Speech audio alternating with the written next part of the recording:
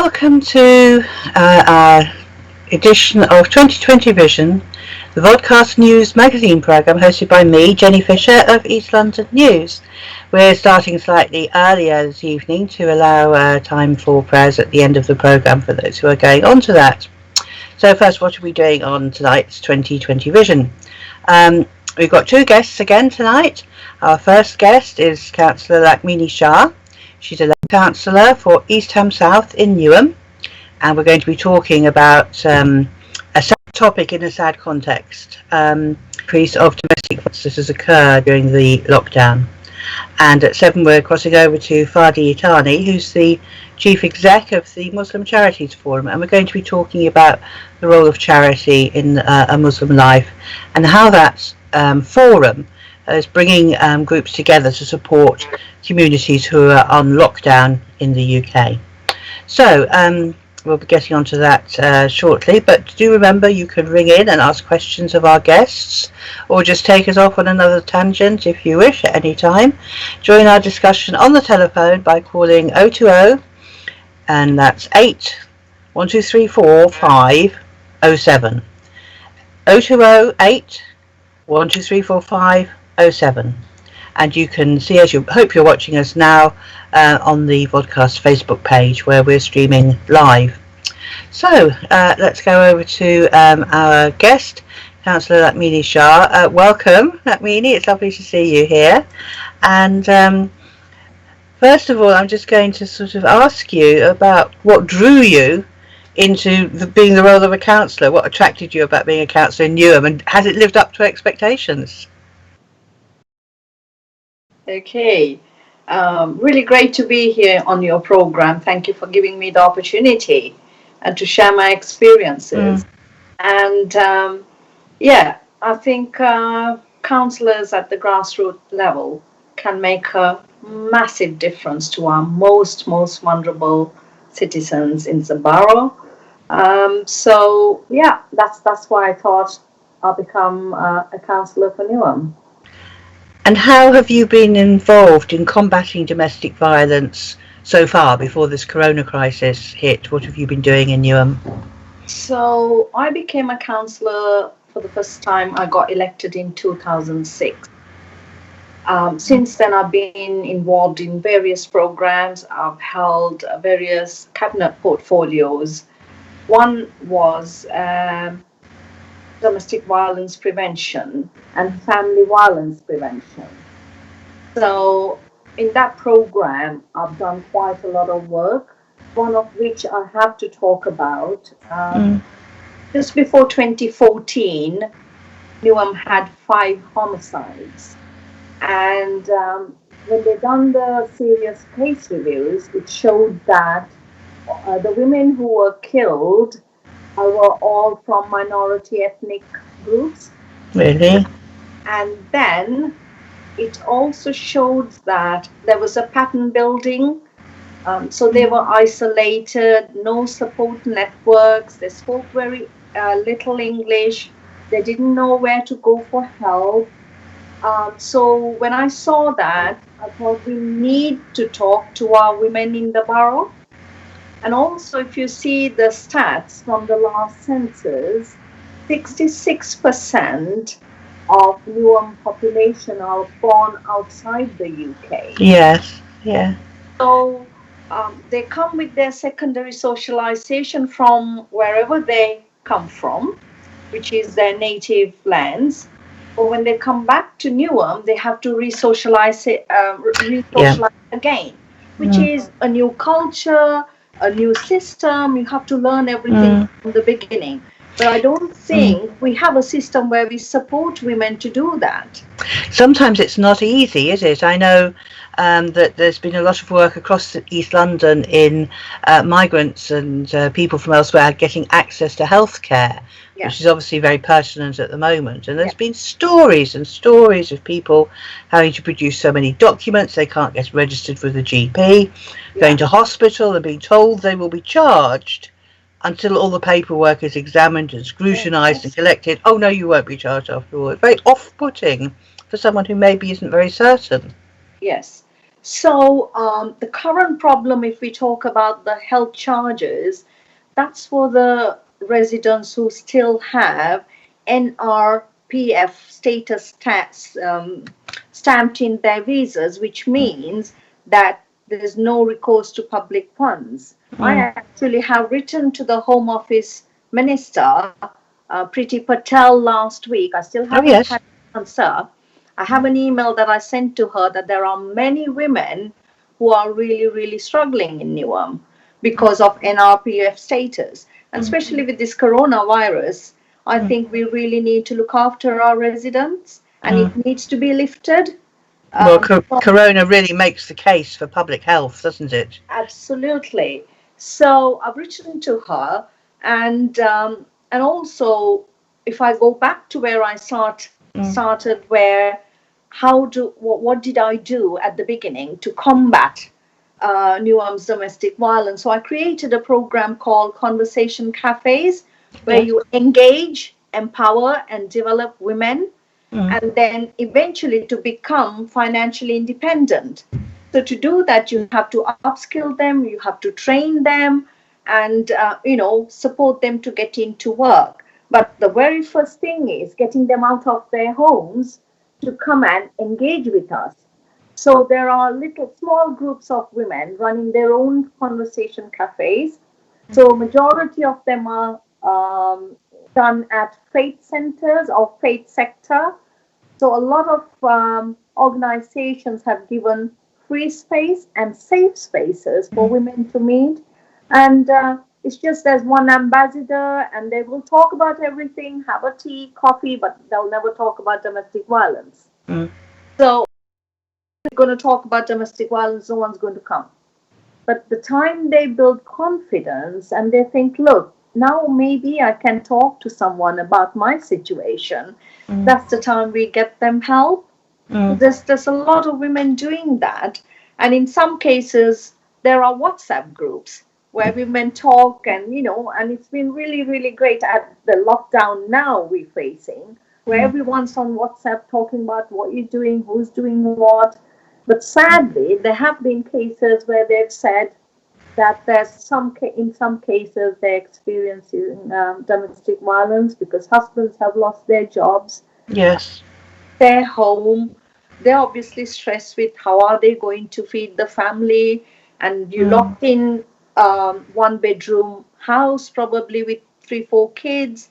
So that there are been situations where women have experienced domestic violence. Okay.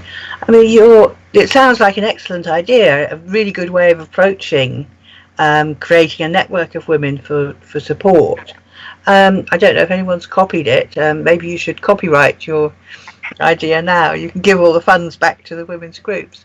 But, I mean, in the old days, we were talking just about physical violence. Yeah.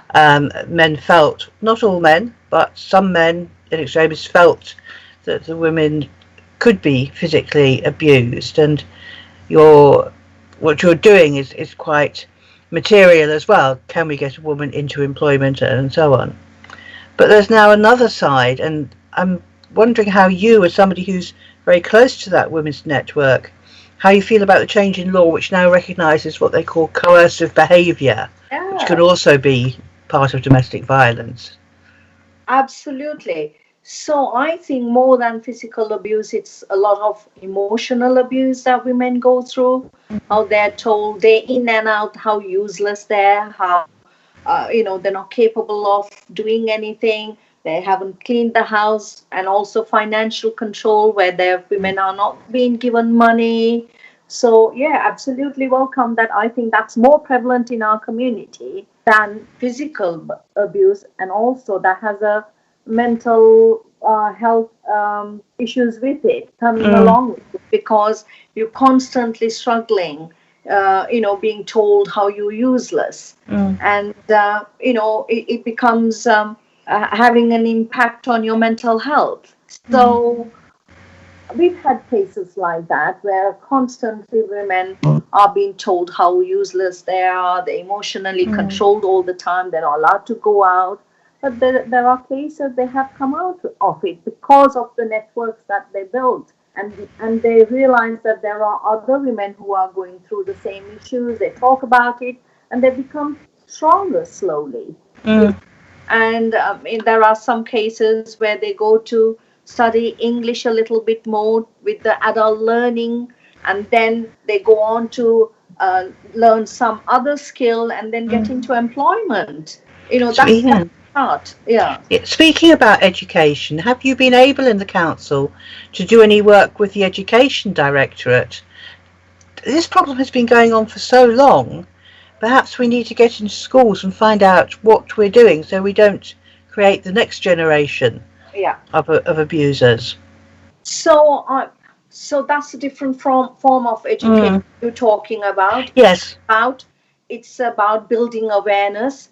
So I think, like you said, we have to totally look at the younger people. How do we get that message across?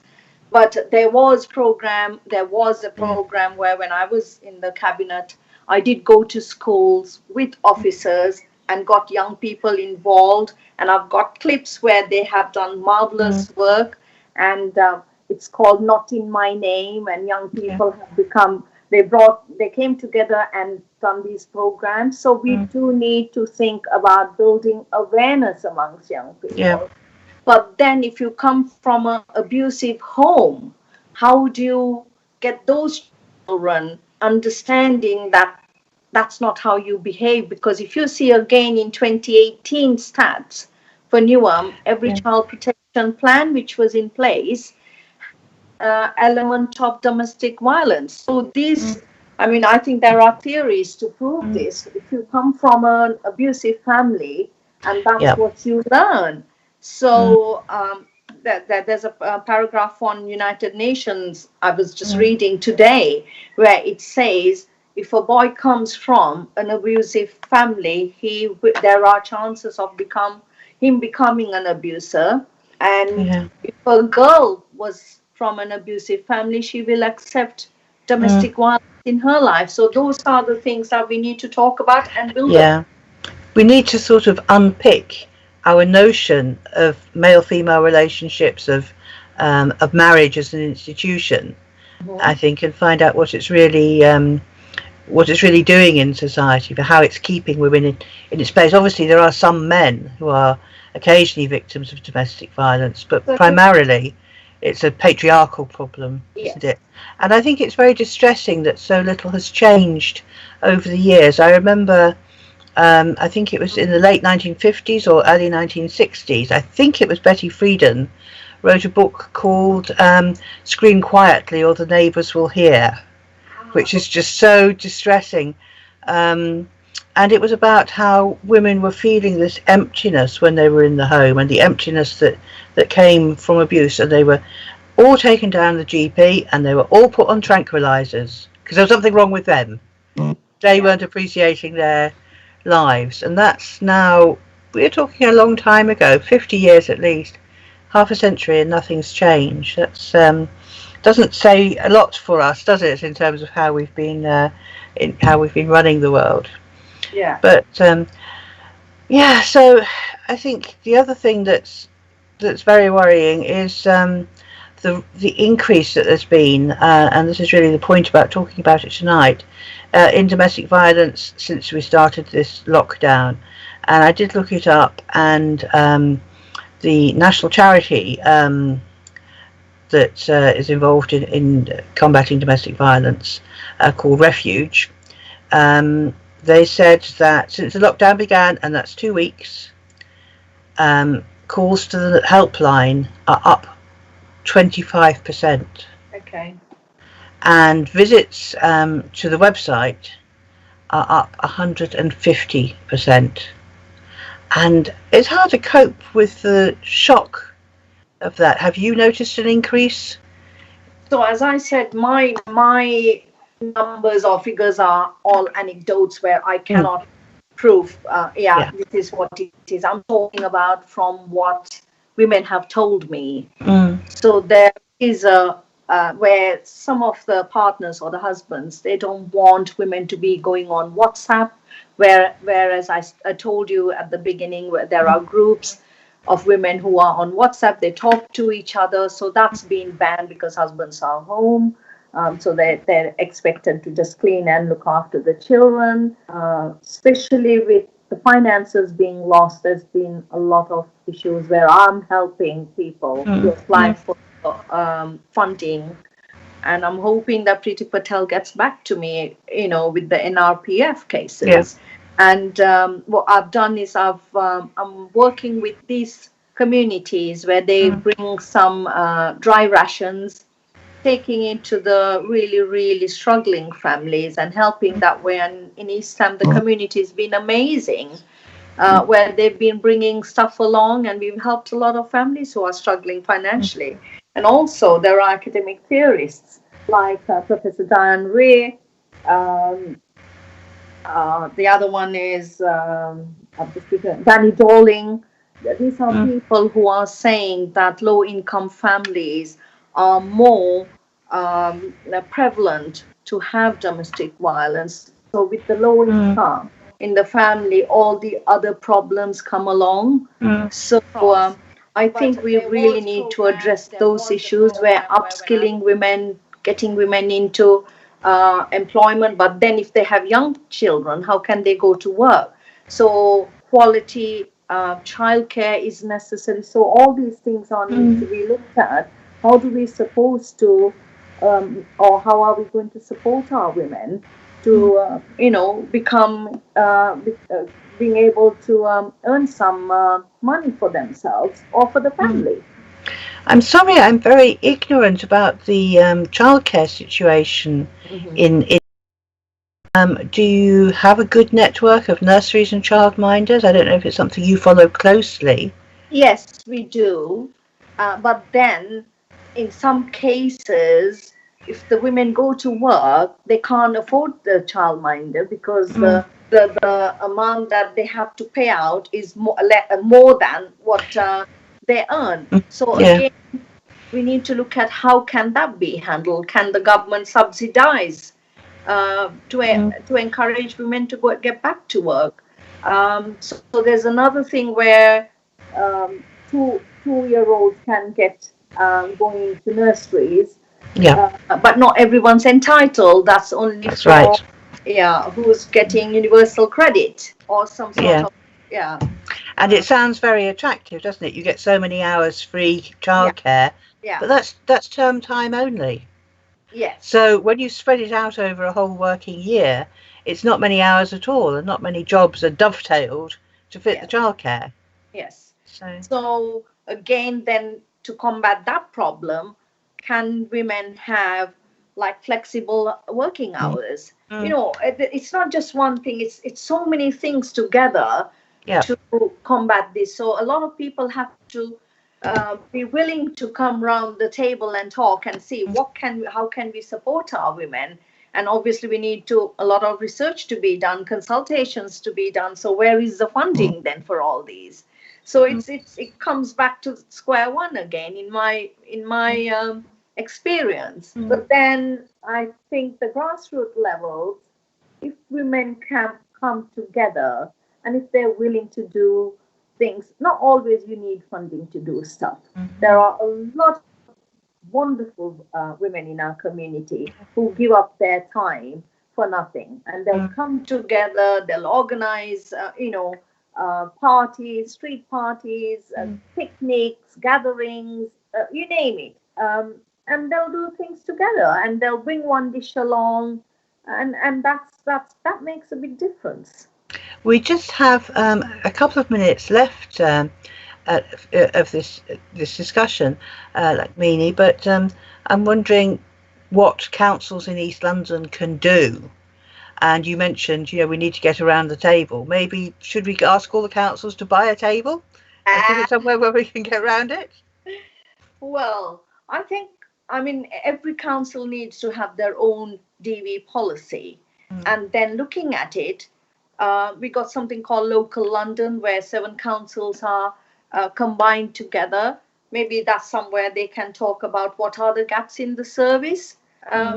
So, we need to look at the figures, obviously. What evidence do we have? What do we need to do? So according to build up on it. But I'd just like to mention one more thing before I go. I launched something called Law Clinic Conversation Cafe in end of January with University of East London Law Academy and Duncan Lewis lawyers who will give free legal advice to women who are on spouse visas, who got no access to legal aid, or anyone who is going through domestic violence to help them. So there's free legal advice available. So if you want to put my contact details on your website, I'm happy that women can access that, and it's a free service, and I'm very grateful to UEL and Duncan Lewis for doing that service for our women. You know, a lot of women, they got no money to get legal consultation. So that, I think that's one of the great achievements, I think, on behalf of the women that we all have done. So we need that combination of approaches, don't we? Yes. We need the council to do the formal things, the policies, the tables, getting people together. But we also need women like yourself on the ground, bringing women together. And then we need the agencies brought around that table, and we can all pitch in something. And maybe the difficulties that the corona crisis has given us will inspire new ways of working, and maybe we'll be able to get more voluntary input and a greater confidence. So we have to hope. Okay, right. Well, we're going to move now to close this.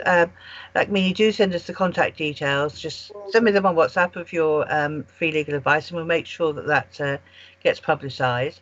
Do let me know if you hear from Priti Patel, because I'm sure our viewers would love to know what she said. I don't know how she is at the moment, but do let us know. And as we move towards a break, we just have to give out the phone numbers, and I hope other organisations will do this too. The increase in the stats shows how important it is to keep repeating this.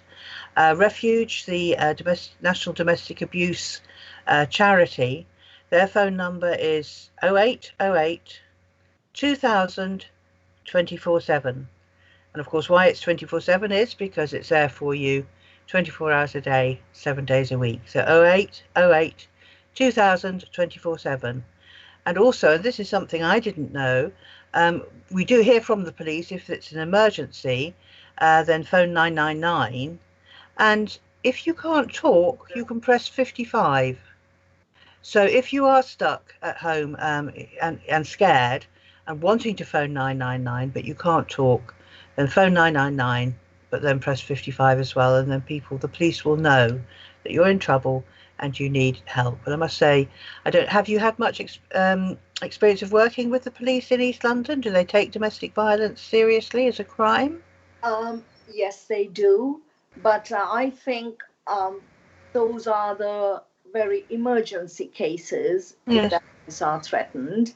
But otherwise, it's the council the women will have to ring to. The Hestia is the provider for Newham. So they have to ring Hestia if they're going through domestic violence.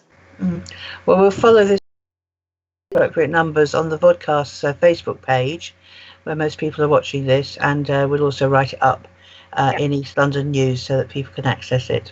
So, sorry, do you want me to say the number they want to? Yes, if you have it, yes. Is that okay? So, yes. Yeah, if anyone wants any legal advice, it's 07950 134 124. So I repeat, 07950 134 124. Thank you, Jenny. Thank you for coming on, Lakmini, and as I say, do keep in touch, and we'll follow up with what's happening. So thank you very much. Okay, I'm sorry we had to address such a sad topic today. I mean, other headlines. I don't know if people want to phone in to discuss this. We do have a second guest on shortly.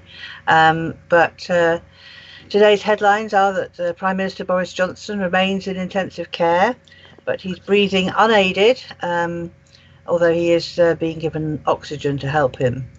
In the UK, there's been 6,169 deaths from COVID-19 so far, and today's figures, which I think are yesterday's figures, were up 786 on the previous day. So it really is a growing problem. We are now going to switch over to our next guest, who will be with us very shortly. Very welcome. Our second guest is Mr. Fadi Itani, who's the Chief Executive Officer of the Muslim Charities Forum, and they've been doing a great deal of work with supporting communities during this lockdown. It's not a new forum, but it's still finding its feet and working out how it's going to work together. So as we cross over to our second guest, we're just going to play you a short video which will show you what they're about and some of their work. So we'll be right back after this video.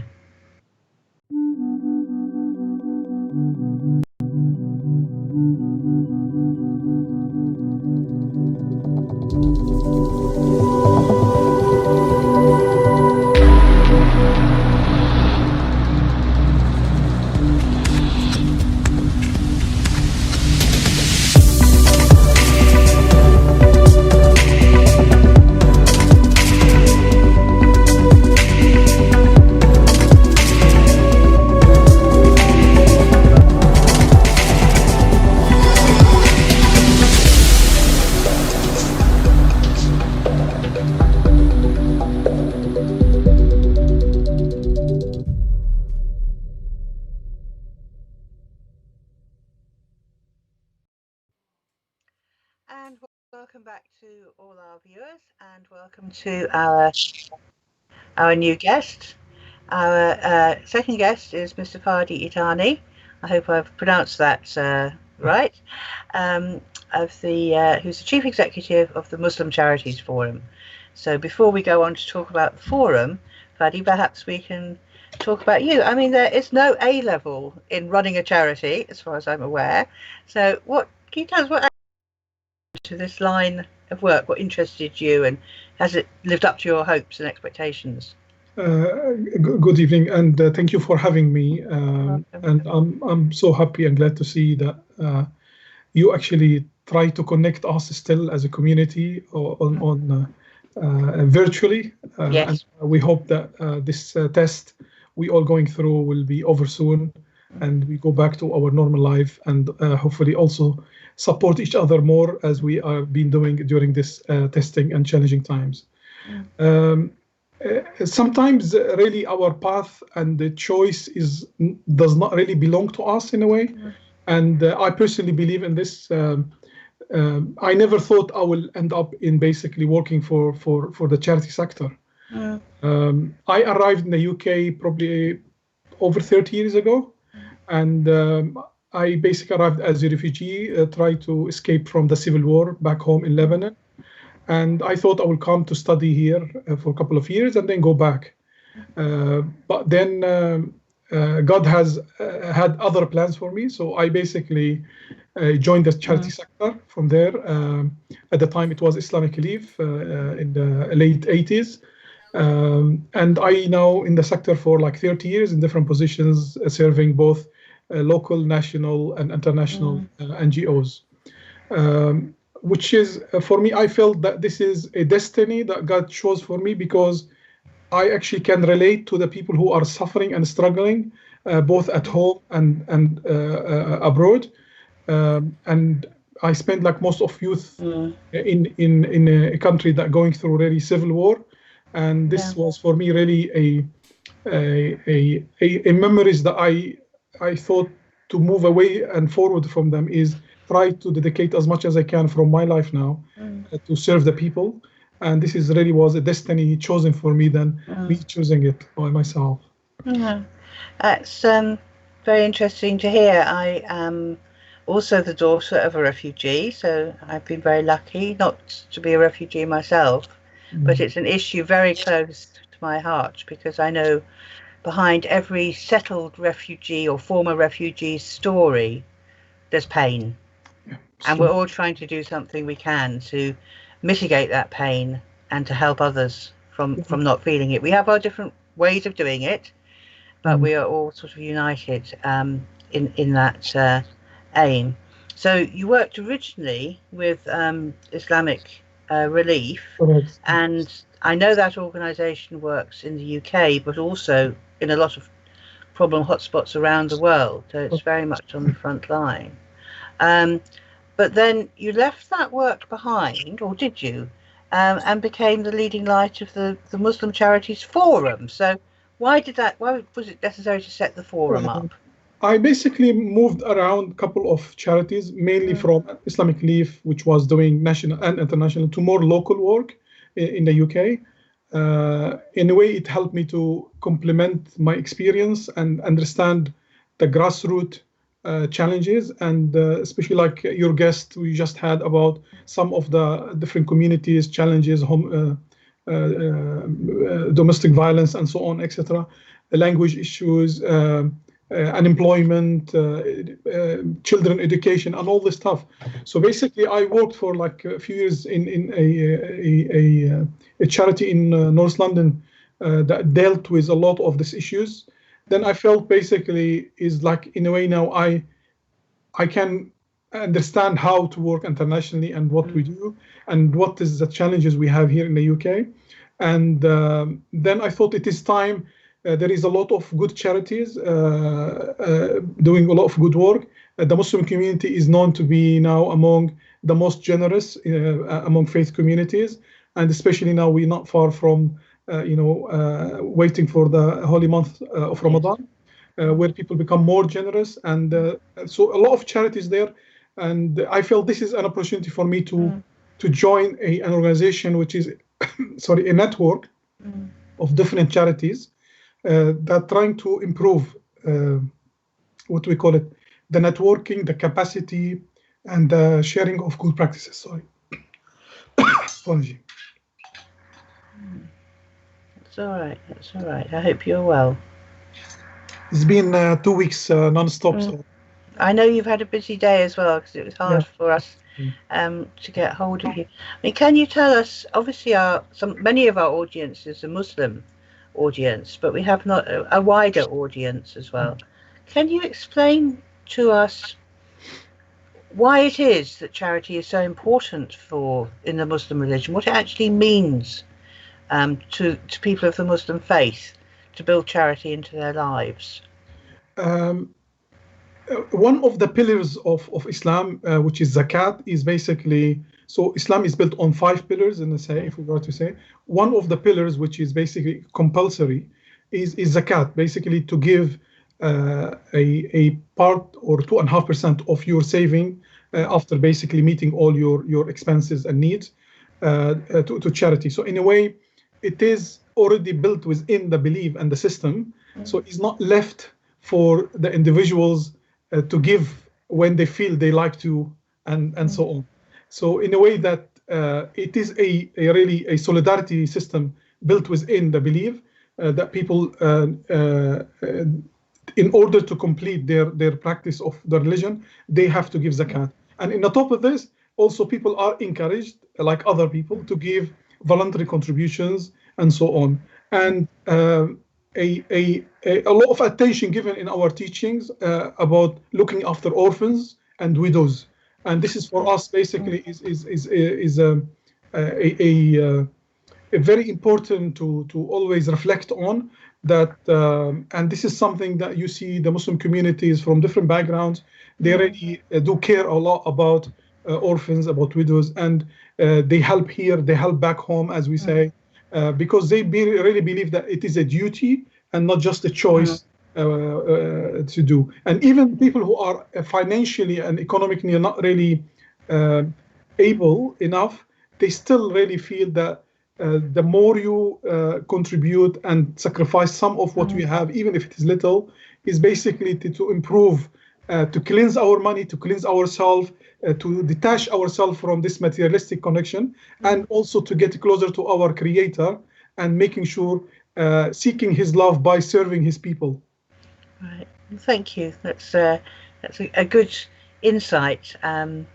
That obviously parallels in other religions, but it was nice to hear from the Muslim. So I'm sorry, I knocked you off your track before. We were talking about what prompted you to be instrumental in setting up the Muslim Charities Forum, bringing these groups together.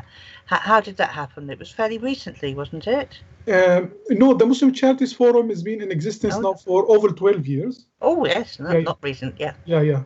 And but I joined like 2.5 years ago as a CEO.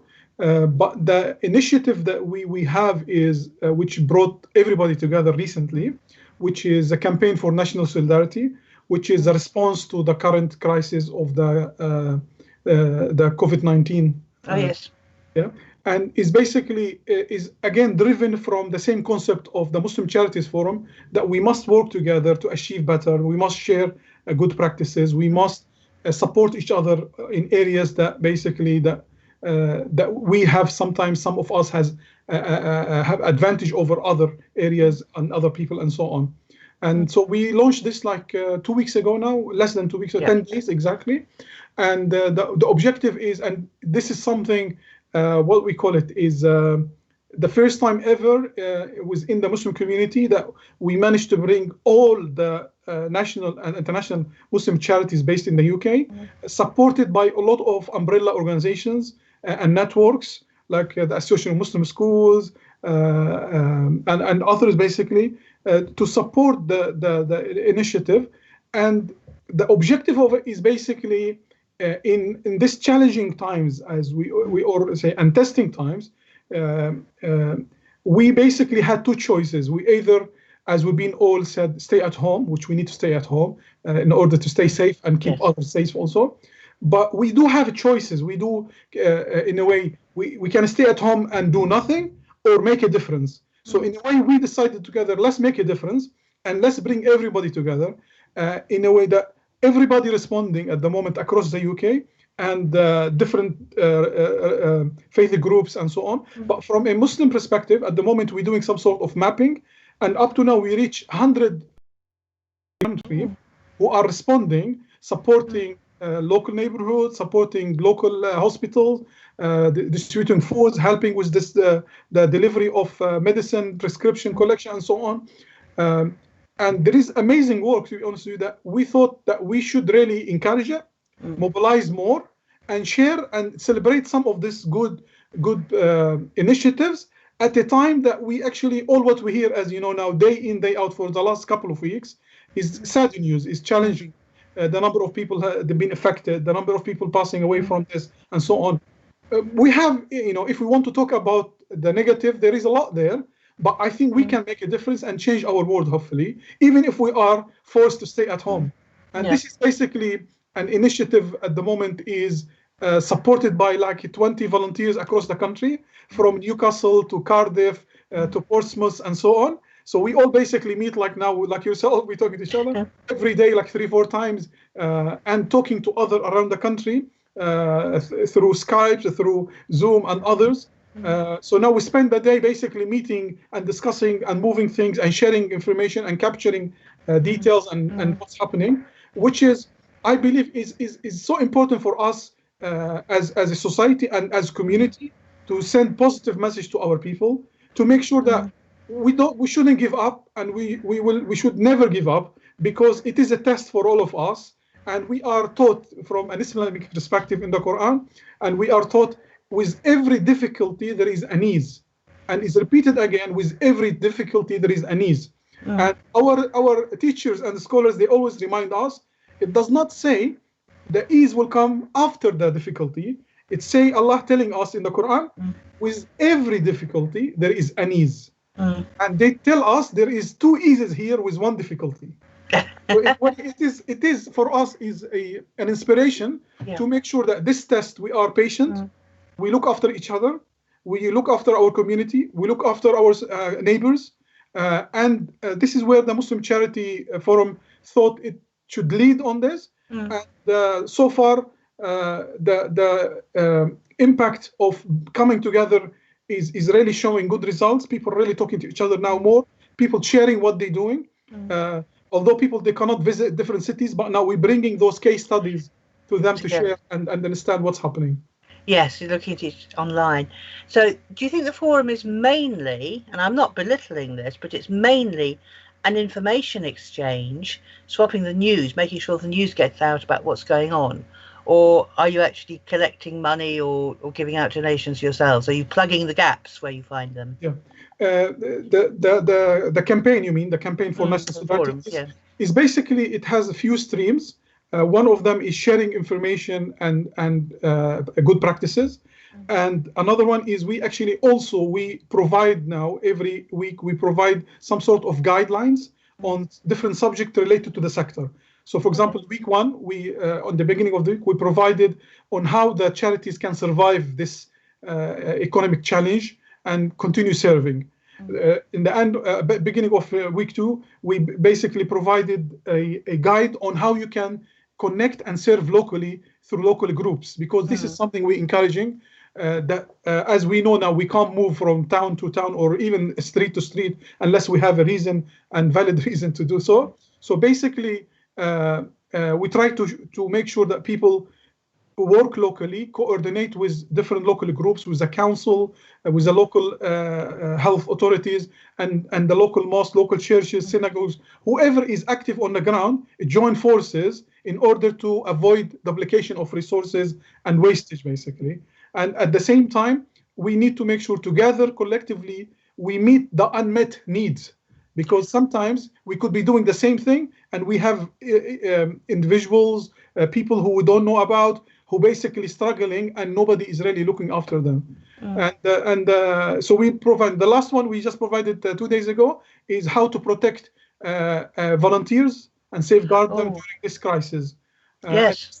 And all the guys, they've been received well, because we actually putting them out from a practical point of view, not just theoretical ideas. We use our knowledge and experience and the knowledge of the members. Sorry. Well, maybe the next guide could be how to protect the people you're helping. Because I am not knowledgeable about Corona as such, but I do worry about the idea of volunteers going round, even a small community, and delivering things when those volunteers are not tested, and those volunteers could just be taking the virus around. It's worrying. And I spoke to a local GP here in East London earlier today and asked them that question, and they were scary. They were saying, don't meet the volunteer, find out exactly when they're coming, get them to leave something outside the door, knock and go away, and then you open the door when they've just stepped out of the way, and what they leave you, clean it. Wear gloves to pick it up, and clean the packaging of whatever they've left you. And I thought that went further than I was expecting. So there you are. That's your next. I agree with you. We did mention some of those stuff, because we do use something in the sector which is called do no harm. Oh, yes. So basically, while you're trying to help and save someone, you need to make sure that you don't really harm yourself and harm the person you're trying to save. But it's an excellent idea, and we will basically, every week we're trying to we evolve with the situation, because we don't know the issues and the challenges. And exactly like you said, for example, we were surprised on week one that some of the colleagues, they said we need to be careful about the deliveries and the tins and how people handling them from the warehouses and collecting them, and they need to make sure they are wearing protective stuff while they're packing things and while they're delivering it. And when people receiving them, they may have to leave them like for a couple of days, in case anything there on them being caught from the delivery. We all been tested and in a way and challenged during these times in a way that we never thought about. And I think is a eye opener for all of us. And sometimes we talk about refugees, asylum seekers, people who are in difficulties, people who are in developing world, how they live and so on. And we used to feel like we're privileged. Everything is provided for us here. We're safe, no problems. At the moment, this test for all of us is like we've been taught we are all equal in the front of something that we cannot even see in the eyes, basically. Little virus that nobody can see it. in a normal way, that is threatening all of us. And as we know, even our Prime Minister is in hospital, and we wish him, a speedy recovery, and all those who are in hospitals to get well soon. Yes, that is very important. And I remember reading that another area you're looking at is, sorry, let me say first that I was talking to a head teacher at one of our local schools today, and she had very much your approach, because there's a scheme which is bringing vouchers through, so a family on benefits can probably get a £15 voucher. Essentially, that's there to make up for the free school meals that they will be losing. So it's going out to parents of children on free school meals. But it's a bit of a faff to get hold of a voucher, and £15 is okay. It's not to be sneezed at, but it only contributes a small amount. So there's that basics, and then she was saying, but they're going over and above that, and families say no, can't cope just on the £15. Schools found a way to top it up. And the schools let groups know which families are in difficulty. And there's also the families where someone's lost their job, the breadwinner's lost their job, and they're having a wait now until the benefits come through, and that could be a very trying time. And we shouldn't really have we shouldn't have child hunger in the UK, really. So that's I hope schools can come on board as well, because even if they're not open, there's still some sort of infrastructure there. And of course, they're very good at identifying the families that actually need the help. The other question I was going to ask, though, was it's not just about providing food and goods, is it? It's also about giving someone a financial hand when they lose their job or something. So you're doing that work as well, I believe. Yeah, we basically, a part of the the campaign for national solidarity, we basically we launched an appeal with all the charities. They're already delivering work themselves, but we thought let's join forces and at least encourage people also to contribute to this appeal, where we hope during it that we will support individuals and families who are going through financial hardship, and individuals and families who will be falling through the cracks, who the system may not pick them up. And therefore we insist that we will be hopefully working with, and this is what we're working on, a list of grassroots organizations across the country who can identify, like you said, the school is basically what we call it, is a grassroots knowledge that not many people has. And we have a lot of good organizations and community groups across the country who actually can identify, and they're already doing amazing work with helping people. And I see Ramadan, as you said, starts in a couple of weeks. I don't say it as elegantly as you do, Ramadan, but a beautiful way of saying it. But do you think that is going to make a difference to how Muslims observe the holy months, because they can't get hold of the foodstuffs? And do you think it's also then going to make a difference to the charity work that's needed to support families with problems? Definitely, because now we already have seen the first, what we call it, part of the test in a way, where we are unable to go to the mosques on these basis or Fridays, and this is for the community is something that actually, as you know, is a practice and very close to their heart. That would be for the probably first time ever in many of us in their lives, they actually unable to do this. And we also know the Muslim community during Ramadan, they actually, even those who don't regularly go to the mosque during the year, in Ramadan, you will find them regularly attending the mosque with the intention and the hope to grab as much blessings as possible during the months where the reward is multiplied, where the community spirit is really flowing out of love and peace and hope. So it's going to be challenging. In regards to food, yes, some families they will probably will struggle, but maybe this is a test for all of us to remember that those who are less fortunate than ourselves, who are unable to access food every day or to access 3 meals a day. Yes.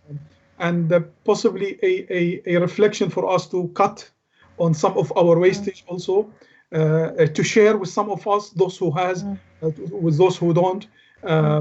And the charity work, there is already some discussions, and this is something we identified, that there is a potential that some of the charities will be affected during the month of Ramadan, because for them Ramadan is like the goodwill season, the season that people will give more than other days and times during the year. But because of the situation that we all going through economically and socially and financially, people may opt to give less because the income is less during this period. Yes. I hope we are proven wrong, because sometimes during tests and challenges, people prefer to do more in charity, and if they are able to. And but I think charities are preparing for all those scenarios, because if they are hit in their income, their services here will be affected, as well as the delivery of their services overseas or abroad in different countries, of course, will be affected, because a lot of communities and countries across the world, they rely also on some support during Ramadan, because they feel that this is where a lot of blessings and a lot of help will be coming. So we pray that this test will be over soon, so we can go back to our normal way. But it is a time for us to, as we decided to call the campaign, the campaign for national solidarity. I think this is the time for all of us, from respective of our backgrounds, to join forces. And sometimes even if you cannot help with resources or financial, with a good word, actually it is a charity. A smile towards our neighbors is a charity. Spreading some hope with our neighbors and families and friends is charity. There is a lot of negative news around at the moment. Let's be among the people who will spread good news, because there is enough. We don't really need to add to the people suffering and shock during these times. And hopefully, I think we already have seen a lot of beautiful, positive examples across all communities coming together, supporting our NHS, supporting our, each other, supporting our communities, our neighbors, and so on. And I hope that we actually do more during this period. Yes, that's so true, isn't it? It's a test none of us wanted to go through, but one of the positives to draw out of it is just how strong the communities can be when they come together and support those in need. The time has flown past talking to you, and we're very near the end of our programme now. Is there any last words you have, or have you told us everything about your campaign? I think I will finish with the slogan of our campaign, which is the hashtag, which says "Together we can," and this is just summarized that actually together as a communities we can overcome this challenge. Together we can support each other. Together we can spread really hope across. I think, and my final word will say, for all those colleagues who are listening to us and those who are at home, or maybe they will watch it later, yes. Basically do not undermine your power of making a difference, and take advantage of irrespective where you are, and learn from all those who are doing a lot of good work while they're sitting at home, and changing a lot of people's lives and situations, and bringing a lot of smiles to a lot of people during this period. Indeed. Well, thank you very much for joining us this evening, Fadi. And I know your charity, your forum, will do good work in the coming months, and I know that the component parts do a lot of good work as well. And certainly Islamic Relief as a charity continues, and East London News is always pleased to report what they are doing, as well as the work of many other complementary charities. A lot of charities, a lot of good work there. Yeah, yes. Thank you. But some leading players in the field. So thank you very much to you. We're just going to sign off now, so that we finish well before prayer time. I don't think there's any breaking news. I was going to say the Tower Hamlets Council has a Twitter account called @TowerHamletsNow, and if you go onto that Twitter account, you can actually just press a link to go straight through to the council's helpline for vulnerable residents. So if you do have a need, if you suddenly find yourself with a problem, do that, or you can ring 020 7 364 3030, and Tower Hamlets Council is there to help you. I haven't got the numbers for all the councils in East London, but I'm sure each one will have its own dedicated helpline. So we will have to pull together, and but the councils are giving that help. So at this point, I'd just like to say thank you again to Fadi for coming on. I hope you'll keep in touch and let us know how things are progressing.